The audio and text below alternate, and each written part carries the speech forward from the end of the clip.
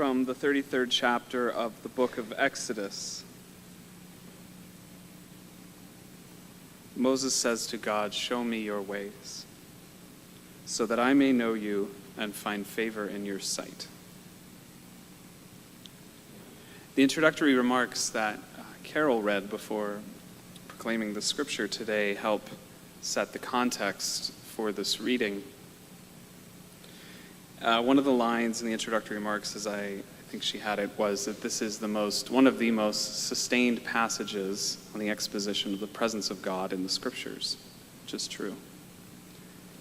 And as a consequence, this reading that we just heard proclaimed has been maybe the foundational text in both Judaism and Christianity for the reading of a mystical relationship with God,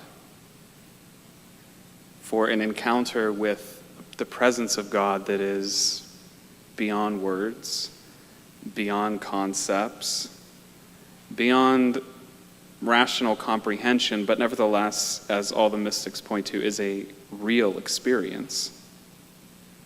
Just simply one that can't really be ultimately named, can't be understood or controlled, put into our categories, put into our little boxes that this is like this and that is like that. Moses is graced by God in this story with an experience that can't be put into any such categories. And mystics throughout the Jewish and Christian tradition for some 2,000 years or more have always read this story, even though it has many complex layers and there's a lot of sort of mythology going on in the story. They have always read it as a very clear articulation of the mystical experience and the mystical encounter with God. So in that regard, we're going to go through this passage, not simply with an eye or a heart or an ear to just sort of rationally comprehending it, but actually allow the story to touch and point to the encounter and the experience to which it is a kind of marker, a finger pointing at something. And it is that something or that someone that we want to put our attention to. Moses said to the Lord, "You have said to me, 'Bring up this people,' but you have not let me know whom you will send with me. Yet you have said, 'I know you by name.'" So one of the key moments in this story revolves around names. In this encounter, Moses is known as he is in the sight of God. He is called by God by his name. God knows him, and by extension, all of us called into this story, by name directly. And the encounter with God, paradoxically, is the encounter with our truest self. It is only in the presence of our Creator that we know ourselves as we are known by God, which is our truest self. The way we commonly conceive of ourselves is based on a different set of criteria and a different set of standards. You're at a dinner party, for example. You could try this. This would be an interesting experiment. You're at a dinner party or some kind of business function or something, and someone says, "Oh, hi, I'm so-and-so," puts out their hand to shake your hand, and you could say, "My name is in the presence of God." You could just throw that out there.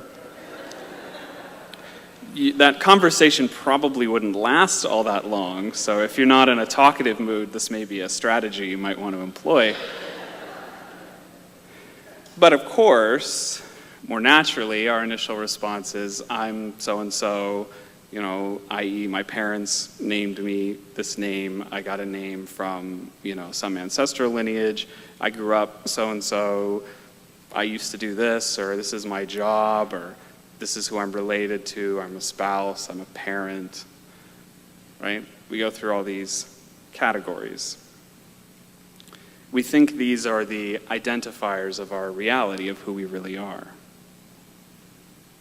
We can check all of the boxes, where we went to school, where we grew up, who we're friends with, what political party we agree with, what TV shows we like, what books we read, what our hobbies are.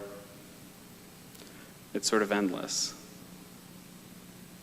And yet in this experience that Moses is granted by God, none of those things show up. The essence of Moses' being is simplified to a name, to how God knows him as having created him. I know you by name, and you have found favor in my sight. So here comes a lot of worries, I would imagine, of most people. They get this immediate hit, oh no, I have to please God. Maybe Moses is thinking this very same thing, which is perhaps why he said, well, you already told me I'm in your good graces, so I just would like to begin our negotiation by reminding you I'm on the good side. But a better way to understand this section is that when we are known by God, when we have a kind of mutual knowing, both knowing the mysterious presence of God and are known in that mysterious presence, then we are intrinsically found to be favorable. It's not about earning brownie points. It's not about earning good karma. It is about the grace that when we are in the presence of God, we are inherently loved. We are known by name, and we are found to be beautiful and found to have favor, to use the old language, with the Lord. So this is just the setup. At this point, Moses says back to God and to us, the readers, that you have already told me these things, that you know me by my name, and that I have found favor in your sight. But at this point, it's a sort of assertion. It's a kind of conceptual or maybe a belief statement, we might say. He believes it. He's using it as part of his dialogue with God. But he hasn't yet actually experienced the full taste of what he's saying. And that is about to occur. Moses says, if I have found favor in your sight, show me your ways, that I may know you, that I may find favor in your sight. His intention is clear. And the mystics who have read this story from all the way back point out the necessity of human intention in this story. It begins with God's intention. It is God who has first called Moses. It is God who has first called the people. But in this story, Moses stands in for the people. As Carol read, just before this, a whole swath of the people have sort of disobeyed and rebelled against God. Moses, as the leader of the people, is now standing for God to the people, but he's also standing for the people to God. He's standing right in the crossfire here. And he asks to be shown God's ways. This is the only intention, really, that ultimately matters in the desire to unite with God. To truly know God's ways and to live them out. To hear them, to be shown them. To have God's ways revealed to us. Because God's ways, as other prophets will say later in the scriptures, are not our ways. We're constantly trying to domesticate God. We're constantly trying to get God to fit into our categories, to justify the things we already believe, to rationalize the narratives we already hold. So we're right, and oh yeah, God says I'm right too. Check. I get the mark. But the encounter of Moses and God in the story is not one in which Moses gets to set the parameters. All he gets to have are the intentions upon his heart and to request them to a God who is not under his authority. The encounter with the living God, as the scriptures always point to, and particularly this story, is a fraught, perilous journey. Not because God is some spooky reality, but because God is love. Because God is a mysterious presence, the utter source of being, and can't be put into our boxes. It's like a live wire. God is a live wire. And we, out of legitimate, perhaps partially legitimate concerns about the true nature of God, like to make God in our image. But in this story, it's a reversal.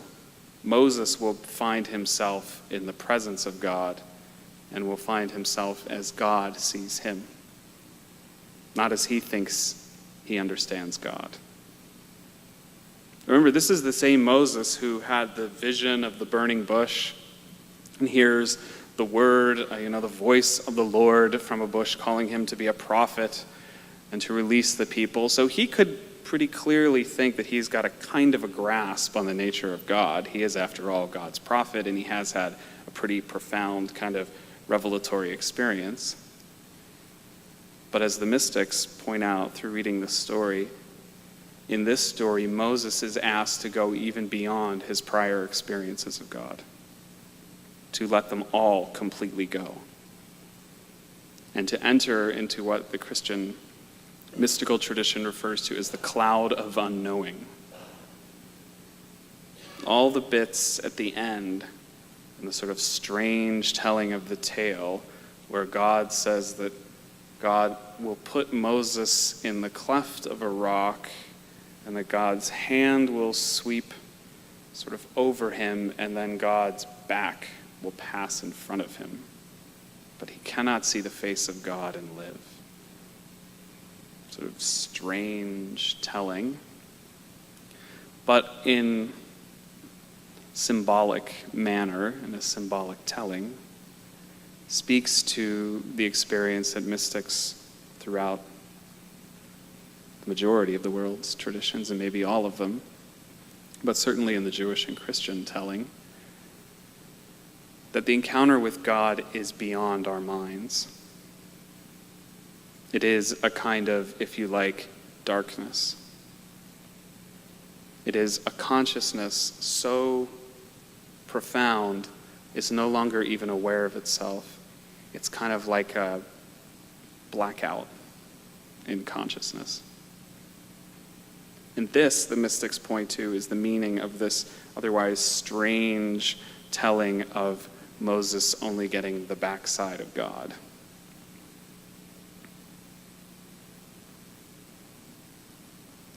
God says to Moses, "I will go with you and I will give you rest." The tradition is very clear that in the utter presence of God, a number of things happen. One, we find who we truly are in the bosom of our Creator. We are found that we are loved. And our false identities are just stripped away. They are purified by the fire of God's love, which is both utterly liberating and, truthfully, a little terrifying. What also happens, however, is that one experiences complete and utter abiding in peacefulness. The mysterious, radiant, glorious, uncontrollable presence of God that is utterly transcendent somehow manifests in the experience of just pure peacefulness. No problems, no dilemmas, no struggle. The things that occupy our being from day to day, that weigh us down, just fall away, if only for a few moments. And then one is freed up to be shown the ways of God, Only when we know who we really are. Only when we've dropped all of these false identities. Only when we have really rested in God's presence. Then we can be shown a way to live and to act in daily life, in compassion, in mercy, in justice. We may not, like Moses, be called to lead a people through the desert, but we will be asked to follow on our own pilgrimage with our companions. The great Christian mystic Dionysius the Areopagite referred to the presence of God as luminous darkness, as dazzling darkness. Much of the imagery and much of the tradition often is oriented around light. Icons and stained glass windows and halos and angels' light, white robes. But Dionysius points to something very interesting, which is in the true presence of God, not with any images, not with any kind of forms to mediate, but this sort of direct encounter with the divine can only symbolically be referred to as darkness, but a kind of dazzling darkness. A luminosity that's so bright, it's like it knocks our eyes out. It's like staring straight into the sun, which I don't recommend you do. It's a metaphor. But as it were, if God were the sun, and in prayer, in this mystical encounter, one were to look directly into the line of God, it kind of makes us squint. The image itself is simply too much to be contained, to be seen fully. As God says to Moses, "You can't see my face and live." What can happen, however, is we can enter into this mysterious cloud of unknowing, this luminous darkness, this dazzling darkness. The only language, in a sense, we can have is the language of negation. It's not like anything else we know. It can't be described except in symbolic terms as a kind of unknowing or mystery or majesty. Nevertheless, the experience, as every mystic will say, is very real. It is no less real because our language is incapable of fully capturing it. But then again, our language is fully incapable of capturing the beauty and the totality of a sunset, of the kiss of a lover, of the smile of a babe. So why would it be any different when it comes to God? The best language we can have is this language that speaks to the loss, that seems on one level like loss, being stripped of these false identities, giving up all the ideas we have about God or about life, how it should be, how it ought to fit according to my story and my interpretation. But if we can trust that if we give those away, the tradition is very clear and the mystics testify throughout history that something is gained that is far greater and far more gracious than everything that has been given away. But it requires the human to cooperate. The story is clearly not one in which Moses controls God, but it is a story in which Moses participates and cooperates. He asks to be shown God's ways. He asks to see God's glory. If he doesn't have those clear intentions, he doesn't call that out of God. It's a relationship, one in which both sides play their role. For us then, we must be like Moses. We must, deep in our hearts, instill a kind of radar, a kind of homing beacon. It's already there. It's like it's implanted by God. And just like a bird that knows how to migrate, there is a part of us that knows how to go to God. It doesn't work by the logic and the order and on the timetables set typically by our mind and our classic emotions and our normal sense of self. But it is nevertheless real. It is nevertheless intelligent. It is nevertheless truthful. But the path of this calling to relate to God is a path where we have to start trusting a homing beacon part of ourselves more than our normal reactive ways of being. Not unlike the Israelites who must go from a world that they know. That is a world of slavery, it turns out. And then they must wander by a way that they do not know to come to a new place.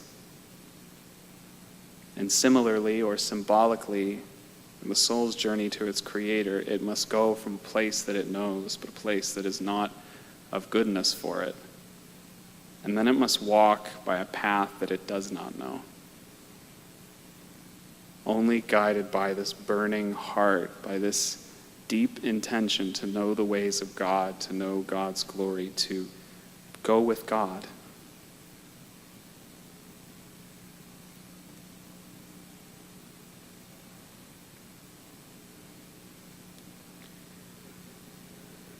The last thing that God says that will occur to Moses in this experience is that God will pronounce the name, the Lord. So there is Moses' name, which is the name that he is called and given by God. And then there is God's name. And God is so beyond our conception, so beyond our controlling mechanisms and our ways of typically understanding things, that we can only refer to the name as just a kind of awe. So in this encounter with God, one hears not only one's own name, one hears God's name spoken directly. And it is simply, I am. That is the name of God. Pure being, pure love. And that is enough to put one into this kind of cleft of the rock and have God's hand kind of sweep over one and put one into a kind of divine sleep.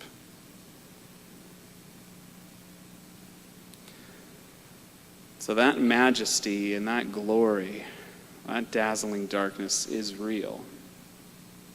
But the story does then continue with Moses coming out of this experience and having to go back down the mountain and return to all the affairs and complications that are waiting for him upon his return.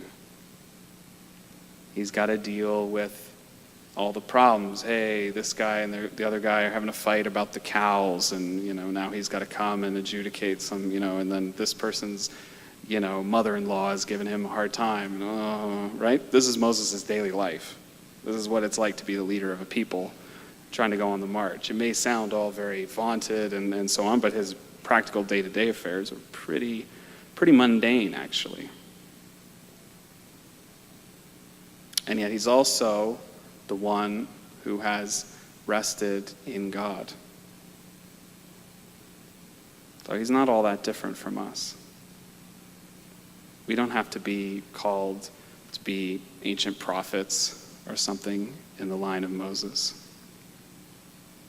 But all of us can both rest in the presence of God and act as ambassadors for God in whatever ways, in whatever contexts, in whatever relationships we find ourselves. The story really fills out kind of the whole story in a way. So remember your intent. Ask what is the truest intention of your heart. Do you desire to know the ways of God? Do you desire to be with God? And it's okay not to have it be 100% at this exact moment. Moses has come to this part in the story, having gone through quite a lot and having done a kind of 2 steps forward, 1 step back. I'm not entirely sure who this God character is. I'll go this much, maybe not a little bit more. So don't create some kind of hear this and then create some kind of, oh my God, here's where I must be and here's where I am. Start with where you are. Might your desire to be with God grow just a bit? Your desire to know the ways of God just get a little stronger. And then, in a couple of weeks, see if it can get a little stronger. See if that fire can be stoked just a little bit more. It's a process. It's a journey. But it is one in which our intentions must be clarified. In which what we desire, which is to be with God and to serve God, starts to become stronger than the inevitable resistances of our being. Moses has any number of questions. Moses has any number of complaints, and he has some legitimate gripes, actually, if you read his story. And nevertheless, he is willing to lay those down because he wants to be before a beautiful God and to serve that God. And we can do the same. By the grace of God, in God's good time. Amen.